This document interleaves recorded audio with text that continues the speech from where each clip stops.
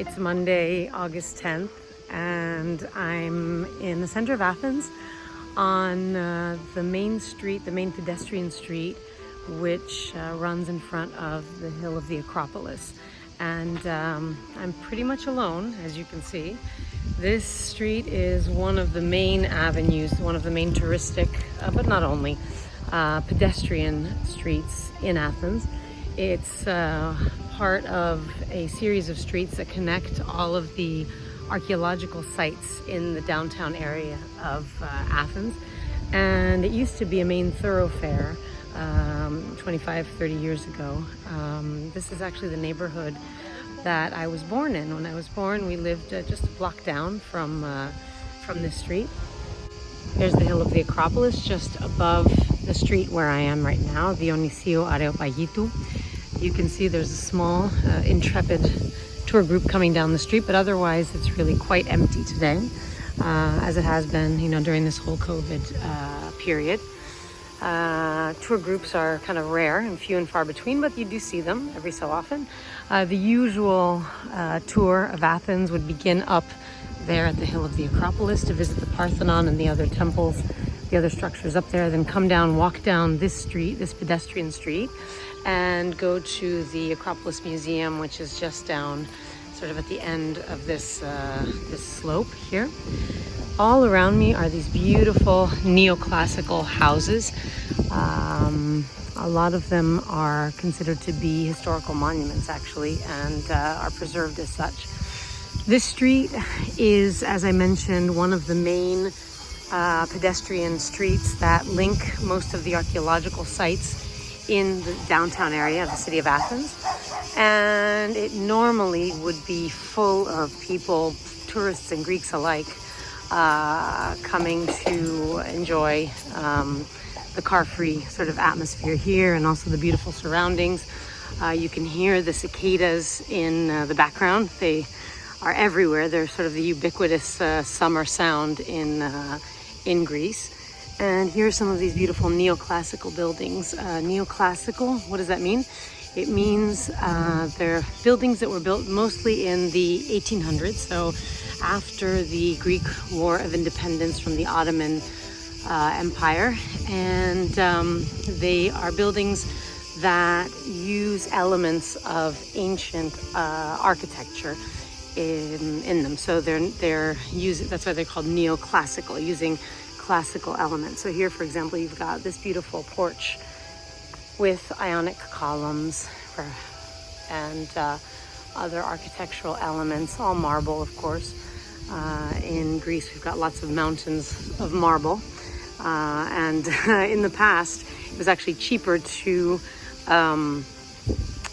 tile, for example, your living room floor in marble than it was in wood, just because we really don't have any big forests in Greece. The neoclassical buildings here, these aren't quite as stately as the ones we saw before.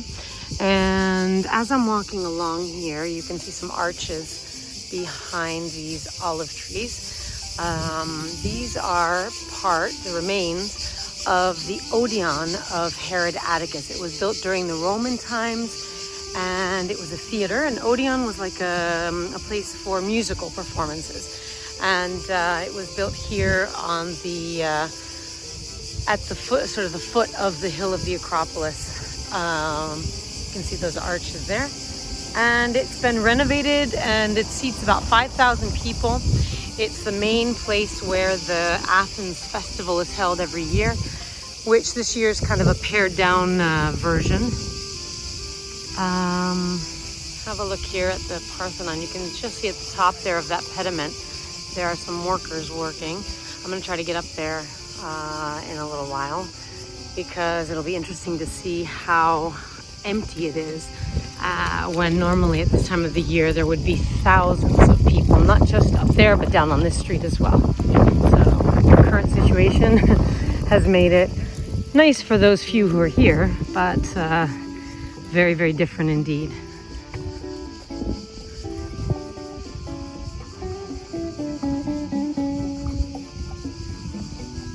That little structure that you see in front of us is a classic Greek a view, rather, something that you see all over Greece. and that's called the Periptero. Periptero is like a kiosk, and it's like a little mini market basically. They're everywhere you look. They're on pretty much every corner in Athens, and it's where you can buy,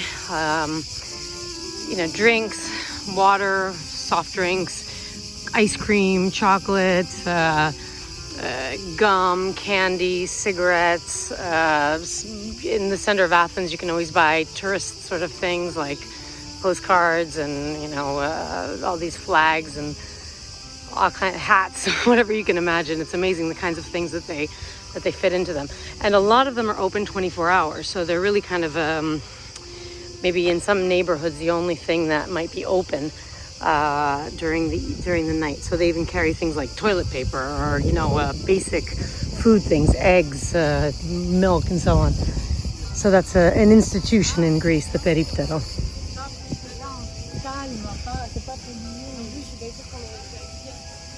This summer this August actually, I've noticed that there have been a lot of French tourists in Greece. So thank you to the French who have come on holiday here.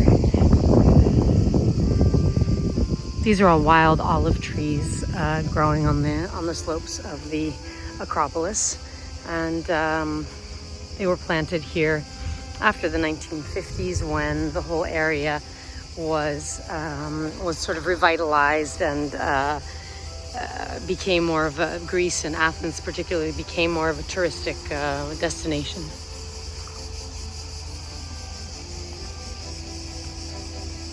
So I see a couple of tour buses here in the parking area of the Acropolis. Usually this area is just non-stop tour buses coming and going. They can't stop for more than just enough to drop the passengers off. But today it looks like there are 5 or 6. Still, it's better than I expected. I expected not to find any, so that's a good sign. Hopefully things will continue to improve and people will start traveling again.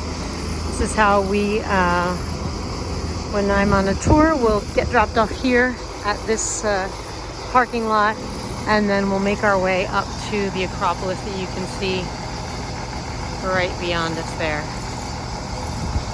The sound of cicadas is what you hear all across Greece during the summer months. They go up in the trees and sing their song every year.